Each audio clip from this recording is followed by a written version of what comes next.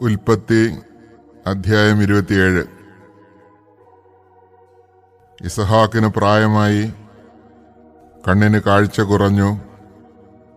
അവൻ മൂത്ത മകൻ ഏസാവിനെ വിളിച്ചു, എന്റെ മകനെ. ഇതാ ഞാൻ, അവൻ വിളി കേട്ടു. ഇസഹാക്ക് പറഞ്ഞു, എനിക്ക് വയസ്സായി, എന്നാണ് ഞാൻ മരിക്കുക എന്ന് അറിഞ്ഞുകൂടാ. നിന്റെ ആയുധങ്ങളായ അമ്പും വില്ലുമെടുത്ത് വയലിൽ പോയി വേട്ടയാടി കുറെ കാട്ടിറച്ചി കൊണ്ടുവരിക. എനിക്കിഷ്ടപ്പെട്ട രീതിയിൽ രുചികരമായി പാകം ചെയ്ത് എന്റെ മുമ്പിൽ വിളമ്പുക. അത് ഭക്ഷിച്ചിട്ട് നിന്നെ ഞാൻ മരിക്കും മുമ്പേ അനുഗ്രഹിക്കട്ടെ. ഇസഹാക്ക് ഏസാവിനോട് പറയുന്നത് റബേക്ക കേൾക്കുന്നുണ്ടായിരുന്നു. ഏസാവ് കാട്ടിറച്ചി തേടി വയലിലേക്ക് പോയി. അപ്പോൾ അവൾ യാക്കോബിനോട് പറഞ്ഞു, നിന്റെ പിതാവ് നിന്റെ സഹോദരനായ ഏസാവിനോട് നായാട്ടിറച്ചി കൊണ്ടുവന്ന് രുചികരമായി പാകം ചെയ്ത് എന്നെ മുമ്പിൽ വിളമ്പുക. ഞാൻ മരിക്കും മുമ്പ് അത് ഭക്ഷിച്ചിട്ട് ദൈവത്തിന്റെ മുമ്പിൽ നിന്നെ അനുഗ്രഹിക്കട്ടെ എന്ന് പറയുന്നത് ഞാൻ കേട്ടു. അതുകൊണ്ട് മകനെ, നീ ഇപ്പോൾ എന്റെ വാക്കനുസരിച്ച് പ്രവർത്തിക്കുക. ആട്ടിൻകൂട്ടത്തിൽ നിന്ന് 2 നല്ല കുഞ്ഞാടുകളെ പിടിച്ചുകൊണ്ടുവരിക.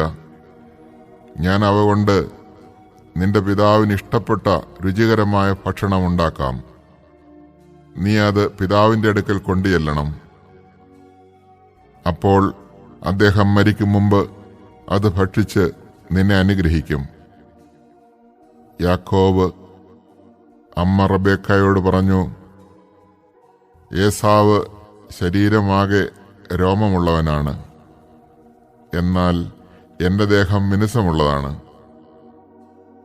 പിതാവ് എന്നെ തൊട്ടു നോക്കുകയും ഞാൻ കബളിപ്പിക്കുകയാണെന്ന് മനസ്സിലാക്കുകയും ചെയ്താൽ അനുഗ്രഹത്തിന് പകരം ശാപമായിരിക്കില്ലേ എനിക്ക് ലഭിക്കുക? അവന്റെ അമ്മ പറഞ്ഞു, ആ ശാപം എന്റെ മേലായിരിക്കട്ടെ. മകനെ, ഞാൻ പറയുന്നത് കേൾക്കുക. പോയി അവ കൊണ്ടുവരിക. അവൻ പോയി അവയെ പിടിച്ച് അമ്മയുടെ മുമ്പിൽ കൊണ്ടുവന്നു. അവൾ അവന്റെ പിതാവിന് ഇഷ്ടപ്പെട്ട രുചികരമായ ഭക്ഷണം തയ്യാറാക്കി. അവൾ മൂത്ത മകൻ ഏസാവിൻ്റെതായി തന്റെ പക്കൽ വീട്ടിലിരുന്ന ഏറ്റവും വിലപ്പെട്ട വസ്ത്രങ്ങളെടുത്ത് ഇളയ മകൻ യാക്കോബിനെ ധരിപ്പിച്ചു. ആട്ടിൻ തോലുകൊണ്ട് അവന്റെ കൈകളും കഴുത്തിലെ മിനുസമുള്ള ഭാഗവും മൂടി. പാകം ചെയ്ത രുചികരമായ മാംസവും അപ്പവും അവൾ യാക്കോബിന്റെ കയ്യിൽ കൊടുത്തു. യാക്കോബ് പിതാവിന്റെ അടുക്കൽ ചെന്ന് വിളിച്ചു, എന്റെ പിതാവേ. ഇതാ ഞാൻ, അവൻ വിളി കേട്ടു. നീ ആരാണ് മകനെ എന്ന് അവൻ ചോദിച്ചു.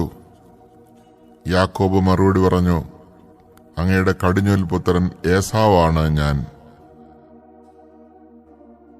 അങ്ങ് ആവശ്യപ്പെട്ടതുപോലെ ഞാൻ ചെയ്തിരിക്കുന്നു. എഴുന്നേറ്റ് എന്റെ നയാട്ടിറച്ചി ഭക്ഷിച്ച് എന്നെ അനുഗ്രഹിച്ചാലും. എന്നാൽ ഇസഹാക്ക് ചോദിച്ചു, എന്റെ മകനെ, നിനക്ക് ഇത് ഇത്ര വേഗം എങ്ങനെ കിട്ടി? യാക്കോബ് പറഞ്ഞു, അങ്ങയുടെ ദൈവമായ കർത്താവ് ഇതിനെ എന്റെ മുമ്പിൽ കൊണ്ടുവന്നു. അപ്പോൾ ഇസഹാക്ക് യാക്കോബിനോട് പറഞ്ഞു, അടുത്തു വരിക മകനെ. ഞാൻ നിന്നെ തൊട്ടു നോക്കി, നീ എന്റെ മകൻ ഏസാവ് തന്നെയോ എന്നറിയട്ടെ. യാക്കോബ് പിതാവായ ഇസഹാക്കിന്റെ അടുത്ത് ചെന്നു. അവനെ തടവി നോക്കിയിട്ട് ഇസഹാക്ക് പറഞ്ഞു, സ്വരം യാക്കോബിൻ്റെതാണ്, എന്നാൽ കൈകൾ ഏസാവിൻ്റേതും.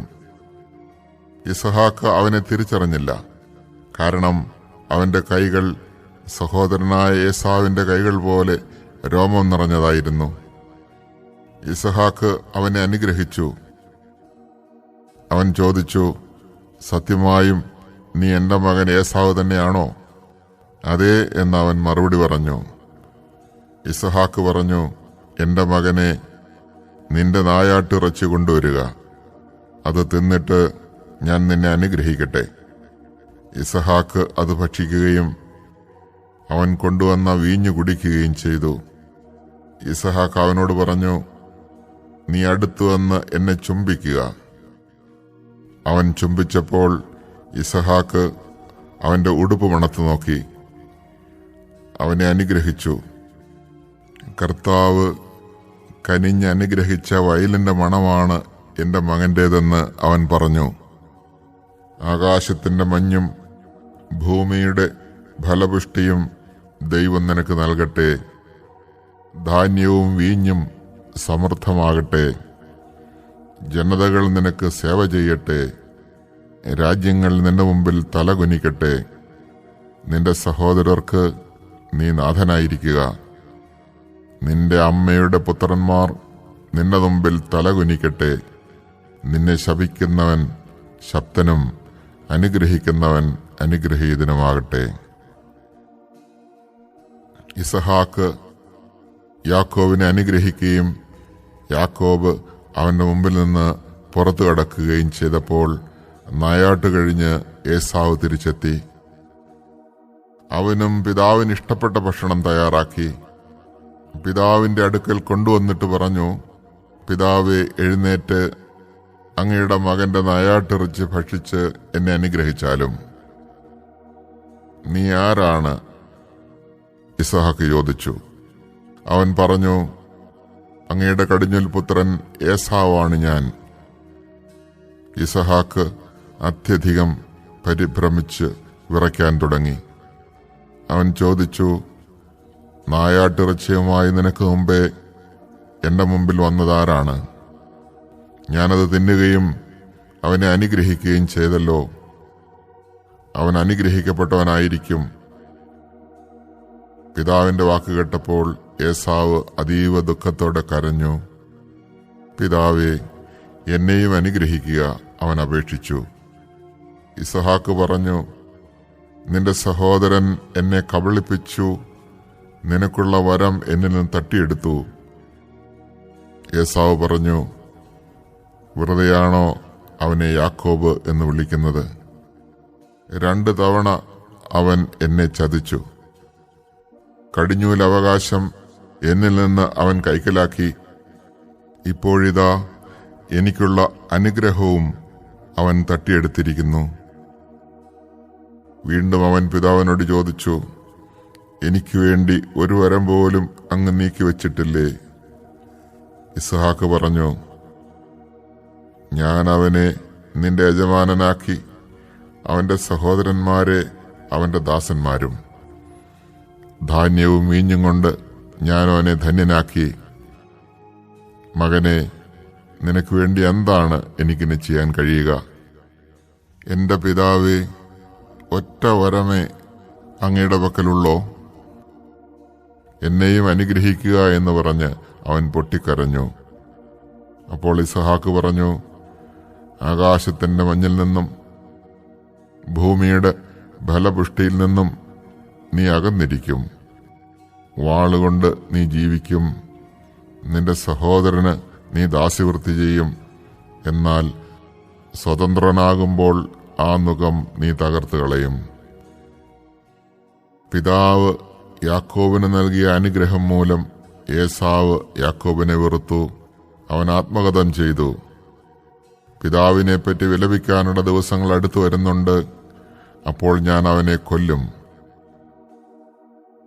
മൂത്ത മകനായ ഏസാവിന്റെ വാക്കുകൾ റബേക്കായുടെ ചെവിയിലെത്തി.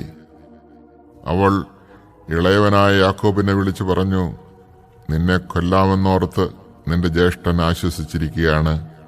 മകനെ, ഞാൻ പറയുന്നത് കേൾക്കുക. ഹാരാനിലുള്ള എന്റെ സഹോദരനായ ലാബാന്റെ അടുത്തേക്ക് ഓടി രക്ഷപ്പെടുക. നിന്റെ ജ്യേഷ്ഠന്റെ രോഷമടങ്ങുവോളം നീ അവിടെ താമസിക്കുക. ജ്യേഷ്ഠന് നിന്നോടുള്ള കോപം അടങ്ങുകയും നീ ചെയ്തതൊക്കെ മറക്കുകയും ചെയ്യട്ടെ. അപ്പോൾ ഞാൻ ആളയച്ച് നിന്നെ ഇങ്ങോട്ട് വരുത്താം. ഒരു ദിവസം തന്നെ നിങ്ങൾ 2 പേരും എനിക്ക് നഷ്ടപ്പെടുന്നത് എന്തിന്? അത് കഴിഞ്ഞ് റബേക്ക ഇസഹാക്കിനോട് പറഞ്ഞു, ഈ ഹിത്യ സ്ത്രീകൾ മൂലം എനിക്ക് ജീവിതം മടുത്തു. ഈ നാട്ടുകാരായ ഇവരെ പോലെയുള്ള ഹിത്യ സ്ത്രീകളിൽ നിന്ന് ഒരുവേളെ യാക്കോബും വിവാഹം കഴിച്ചാൽ പിന്നെ ഞാൻ എന്തിന് ജീവിക്കണം?